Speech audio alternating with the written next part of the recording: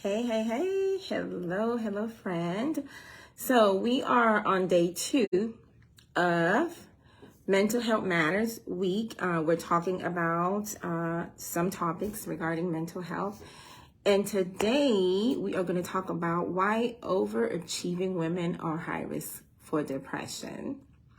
So, you may have heard that depression is often, women often are 2 times more likely to have depression. And that is true. Those are the facts. Those are the statistics. And even more so, can you imagine high achieving or overachieving women? If they're already women, they're 2 times to have depression. What about overachieving women? What kind of a statistic do you think that they would have? Well, they are high risk, probably even higher risk because they're overachieving. Overachieving women often possess certain characteristics. They're your visionaries, they're the go-getters, they are optimistic, they are positive, goal-oriented, they're disciplined, they're all of those things. The things that make them great can also be the thing that make them fall. So it's kind of knowing your strength can also, you have to watch what your strengths are because it can also be a weakness in another area. So because of the strengths and the characteristics of overachieving women, it can also lead to going, continuing to motivate despite the obstacles that stand in the way. That's not going to be the case. They're going to keep going.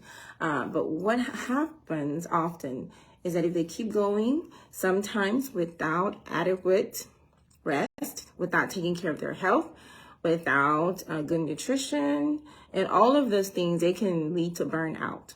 And if they burn out, which is really a thing, burnout is a serious thing. That can lead to physical symptoms, and sometimes you may not even know that you're burnt out. You know, when you're burnt, how do you know you're burned out? You may start having things like stiff neck, just aches and pains in your neck, your back, probably gut-related issues. So there is such a thing as a burnout syndrome that can happen to often overachieving women. So some quick stats. I would say CEOs are 2 times more likely to develop depression compared to the general public. So goes back to saying what we're talking about, high achievers. They're typically perfectionists. They want everything done right. I feel like I'm part of this. I'm talking to myself. Hello. So anyway, professionalism, yes. But some of the things that the CEOs, the go-getters, those who are high achieving, they also experience some negativity. They can often be paralyzed by anxieties.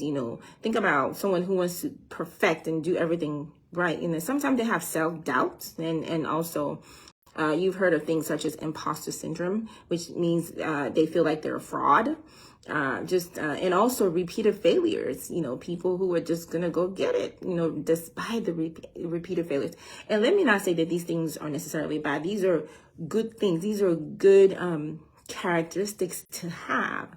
The problem is when they let the other things fall out, like the taking care of their health, the rest, the nutrition, the things that are also as important, and coupled with the negative mindset sometimes that comes with anxiety, stress, overachieving constantly. There could be some negative thoughts and toxicity, and definitely don't get about toxic people. That's even worse. So that can really compound and lead to high risk from mental health, which can lead them to have anxiety and depression, which is pretty high among women who are achievers.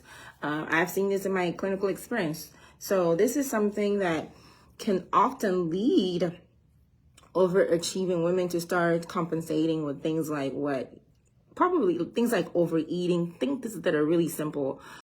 Caffeine, overindulging in caffeinated drinks, alcohol, just trying to compensate. Okay. So when we want to compensate, we want to develop good coping mechanisms and not bad ones. So, and let me just say the core reason why overachieving individuals or women don't really, why they fall into these mental health challenges such as anxiety and depression, because they don't know how to ask for help. Okay, because they're always the ones that people tend to come for help.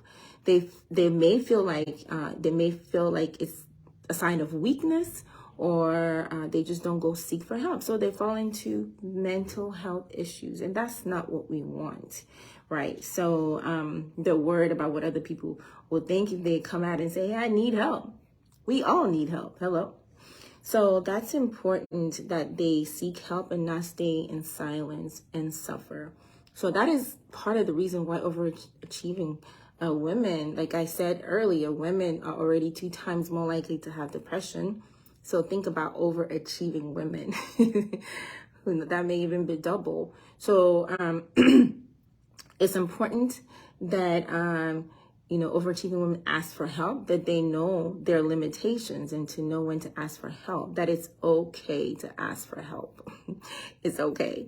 So anyway, this is part of what we're going to be talking about more as we are going to be having a 6 weeks live course and coaching titled Overcoming the Mindset of Depression.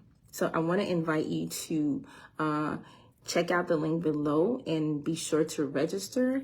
And we're going to be diving deeper into the subject and just looking at the aspects that affect the mindset of depression. Let me say, this is not for someone who has a necessarily depression, or MDD is a diagnosis. Depression is really a symptom, but the diagnosis of MDD is actually a diagnosis which takes into tolls of symptoms that correlate to give you that diagnosis. So this course is not necessarily for someone who has depression or MDD, the diagnosis, major depressive disorder, but really to help put guardrails in your life to help you not to fall into that place.